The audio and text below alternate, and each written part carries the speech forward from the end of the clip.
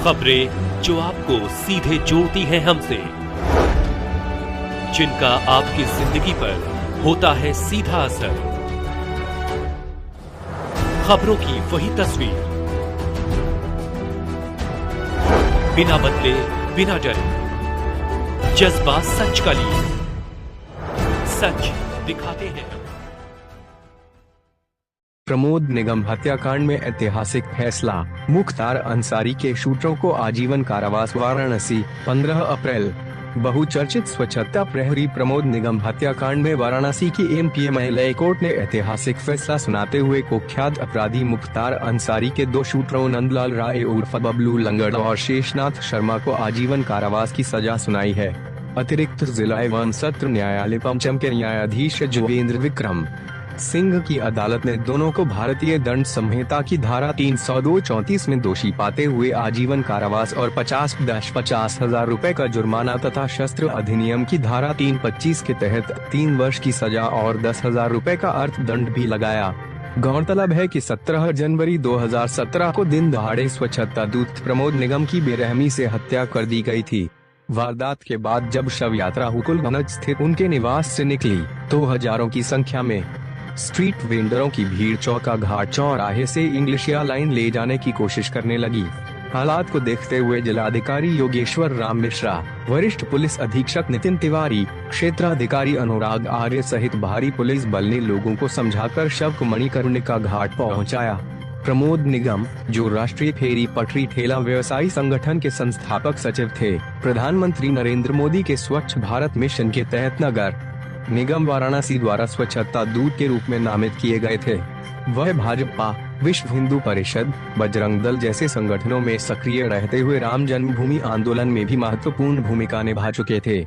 अभियोजन पक्ष की ओर से अवधेश कुमार सिंह, शैलेंद्र कुमार सिंह, शासकीय अधिवक्ता विनय कुमार सिंह और ओंकार तिवारी ने सजा के बिंदु पर प्रभावशाली बहस की, जबकि बचाव पक्ष की ओर से अनिल राय ने पक्ष रखा। जी, अपना परिचय बताइएगा। मैं अवधेश कुमार सिंह फौजदारी की वकालत करता हूं बनारस में। वकील साहब, आज प्रमोद निगम हत्याकांड में फैसला आया और है, क्या फैसला आया है? प्रमोद निगम हत्याकांड में मैं वादी का वकील था। प्रमोद निगम जी की हत्या 17/1/2017 को हुई थी और उसकी एफआईआर अज्ञात में उनके बेटे अभिषेक निगम ने दर्ज कराई थी।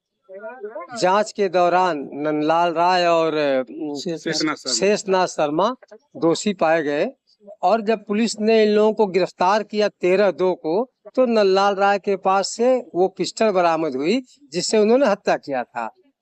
दोनों के खिलाफ चार्जशीट आई 302/34 IPC 3/25 आर्म्स एक्ट में और मुकदमे का ट्रायल हुआ। ट्रायल के दौरान कुल 12 गवाहों ने हम लोगों ने प्रस्तुत किया।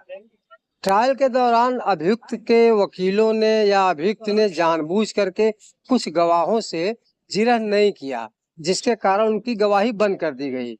परंतु कई सालों के बाद उन्होंने हाई कोर्ट जा करके उन गवाहों को दोबारा तलब कराया और जब हाई कोर्ट ने दोबारा उनका बयान होने के लिए आदेश कर दिया तो फिर ये गवाहों के घर जाकर उनको धमकाने लगा कि तुम लोग बयान करने मत जाना, जिसके परिणाम स्वरूप वादी मुकदमा ने कमिश्नर साहब को प्रार्थना पत्र दिया कि ये गवाहों को धमका रहा है।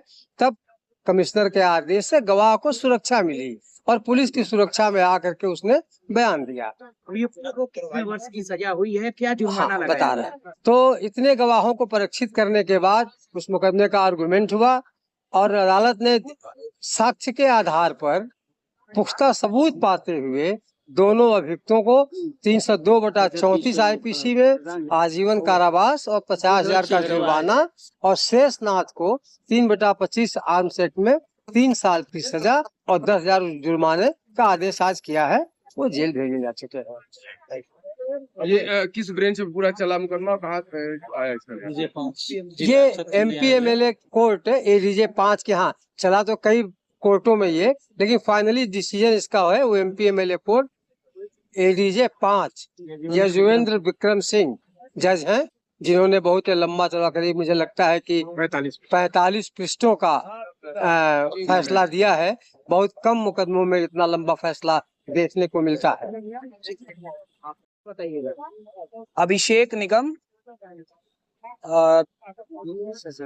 पेशे से अधिवक्ता हूँ और मेरे पिता स्वर्गीय प्रमोद कुमार निगम जी की 17 जनवरी 2017 को इंग्लिशिया लाइन के समीप इस शहर के पेशेवर और कुख्यात बदमाशों के द्वारा निर्मम हत्या कर दी गई थी, जिसके आज फाइनल डिसीजन में एमपी एमएलए कोर्ट ने उन अभियुक्तों को नंदलाल राय और शेषनाथ शर्मा को आजीवन कारावास और 50-50 हजार रुपए का दंड अर्थदंड देने का निर्देश किया है। और मैं न्यायपालिका का धन्यवाद करता हूं और अधिवक्ता समाज का, जिनके समाज के सहयोग से ये लड़ाई जीतना काफी टफ था, चूंकि ये एक पेशेवर और कुख्यात अपराधी थे। शहर के एक बड़े गैंग मुख्तार अंसारी गैंग से जुड़े हुए लोग थे। आए दिन हमारे आई विटनेस को, वादी मुकदमा को और तमाम तरीके से समाज में भय का वातावरण बनाए हुए थे। हत्या, फिरौती, गैंगस्टर एक्ट, गुंडा एक्ट और जिला बदर जैसी प्रमुख धाराओं में इनके खिलाफ थाना सिगरा और विभिन्न थानाओं में मुकदमा पंजीकृत है।